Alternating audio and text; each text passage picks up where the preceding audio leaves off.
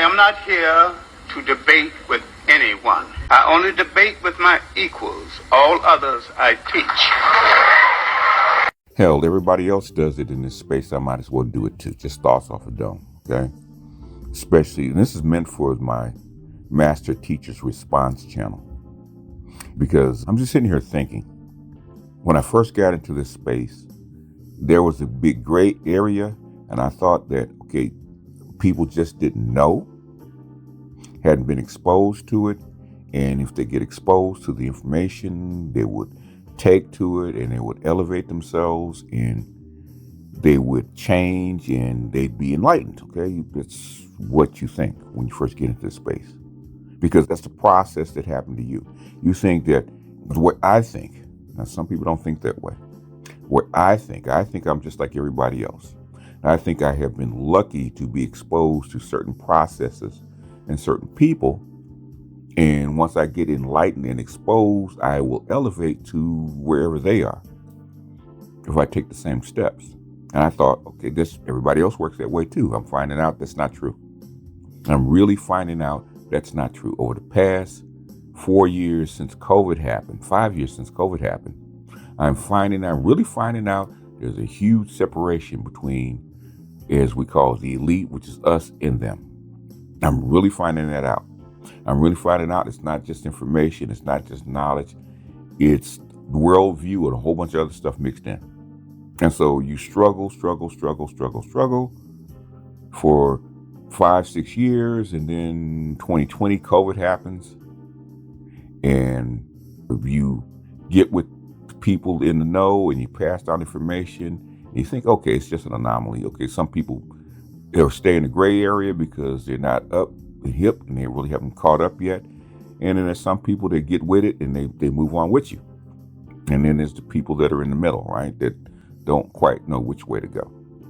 And then obviously Trump got unelected and went through that whole mess, which everything that he went through, I predicted down to the nth degree, because it wasn't hard, because you've seen it before. You've seen it with Nixon.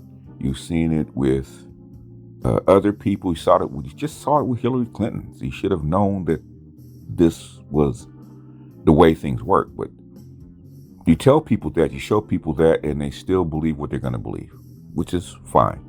Trump lost. Trump got out. Trump wanted to get back in even after they gave him his get out of jail free card. He didn't take it, and he went through his process, which I thought was pretty obvious. But you start to see the separation between you and other folks because they don't get the obvious. They don't read the room correctly, but they think they do, and they throw all kind of stuff on the wall, all kind of gray stuff on the wall, think, look at this, look at this, look at this. And, you know, there's always the thing that they could be right. Okay, they could be seeing something that you're not seeing. And then the Ukraine thing happens.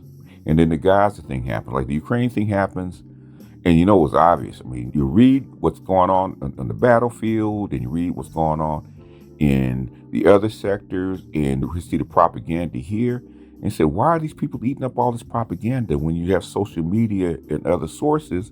You point out other sources, they're still feeding in on the propaganda. So it doesn't make sense.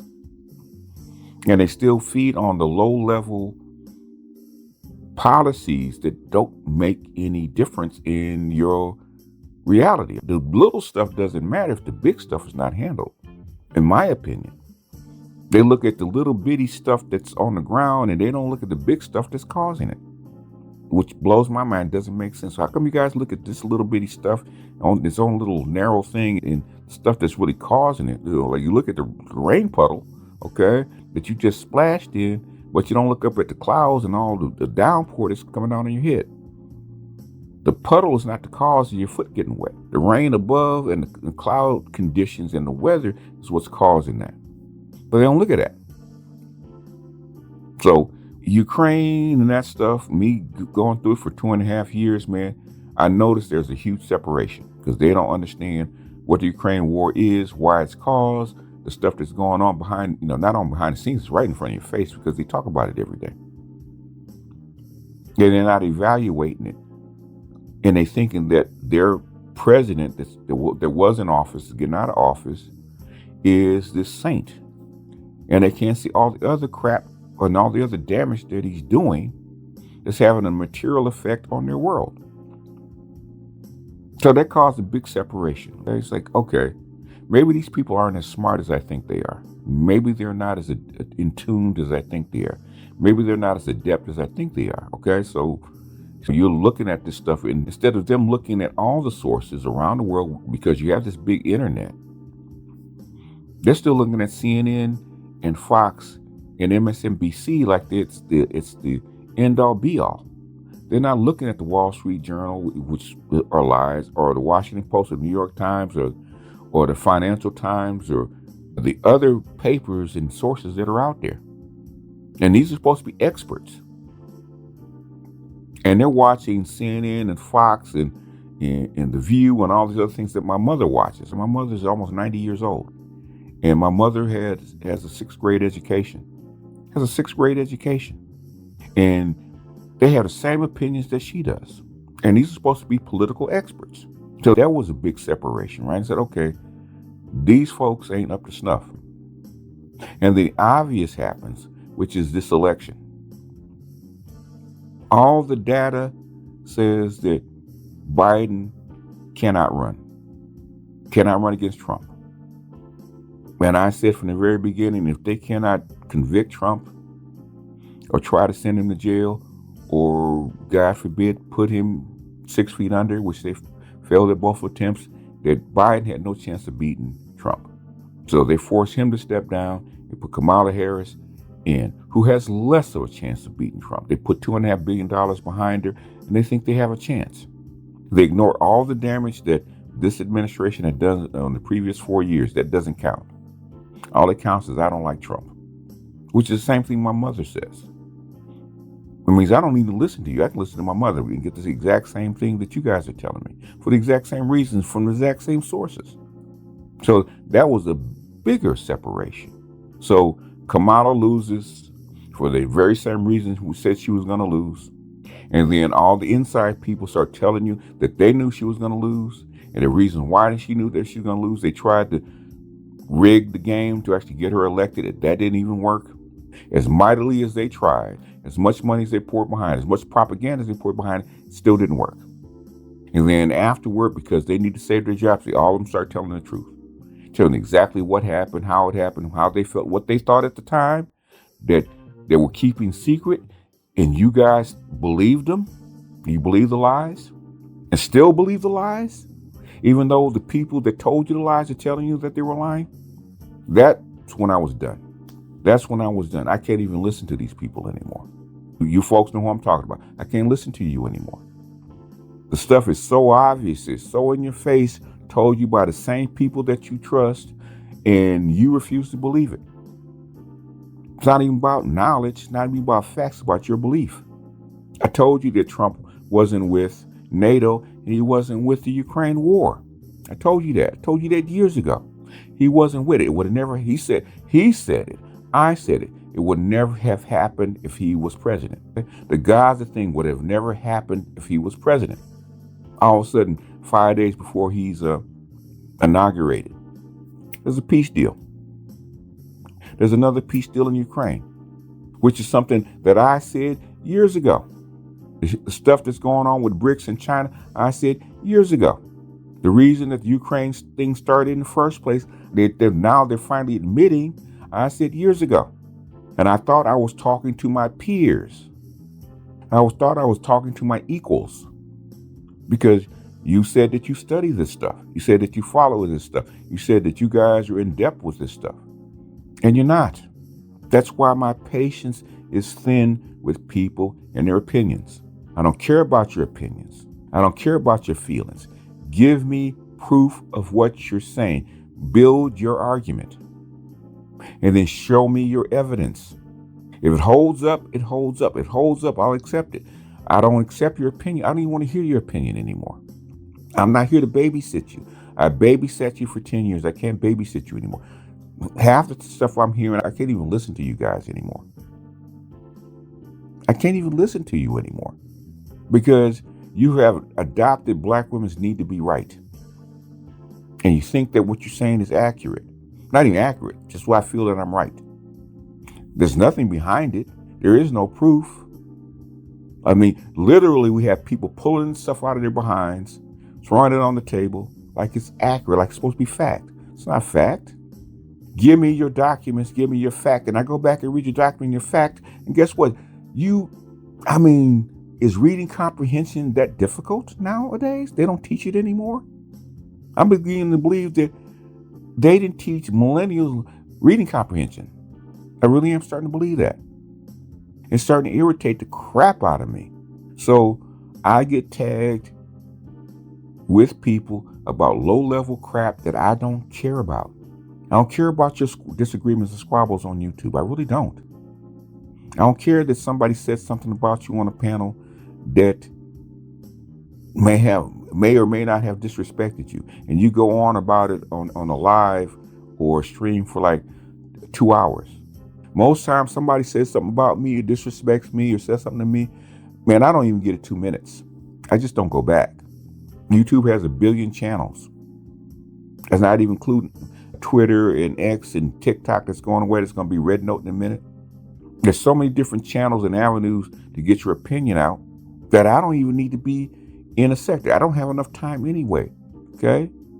I don't have enough time to follow this low-level crap that you guys spit out on a daily basis.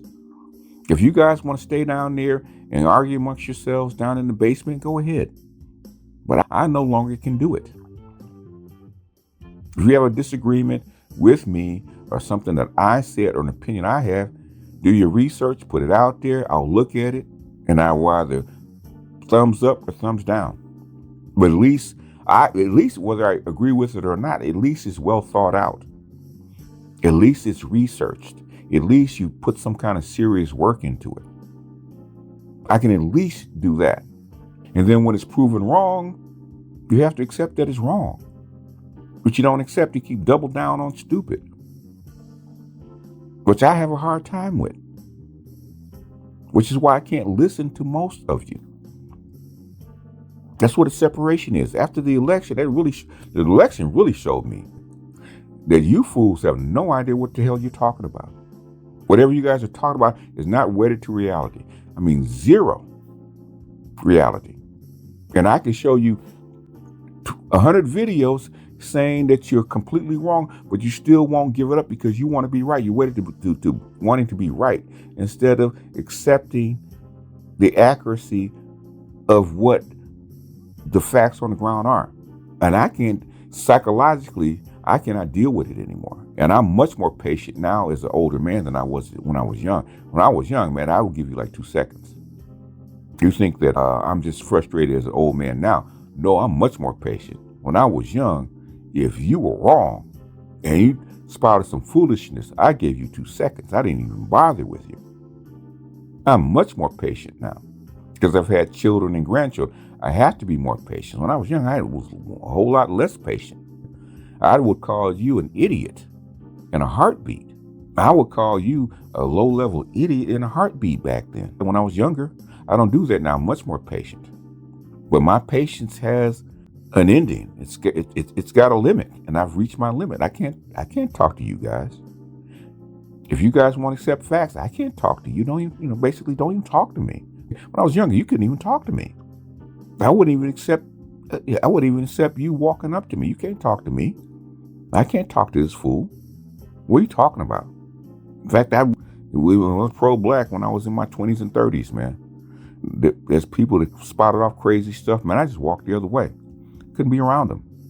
This which is most pro-black women. I couldn't be around you because you're spouting off nonsense. Can't be around you. There's a lot of pro-black women I couldn't get down with because they liked me, but I couldn't be around them because they would spout off that nonsense. We're arguing over nonsense. I'm not going to argue with you over nonsense.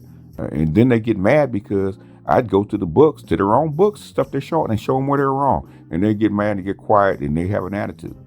Couldn't deal with that. And I'm getting the same vibe here on YouTube. You don't like me because I'm right. You don't like me because I'm accurate. You don't like me because you can't defeat my argument. And then you get an attitude. Then you need to stay over there. I just ran through that about a week ago. Oh, Oh, okay, it's like that. Okay, you don't like me. Guess what I'm going to do? And my sister said, I'm going to remove myself from your presence. I'm going to make it easy.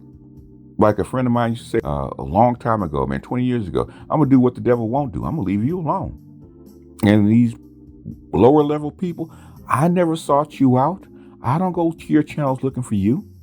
I don't email you. I don't advertise my channel to you. You don't have my phone number. I don't call you up begging you for you to let me up on your panel.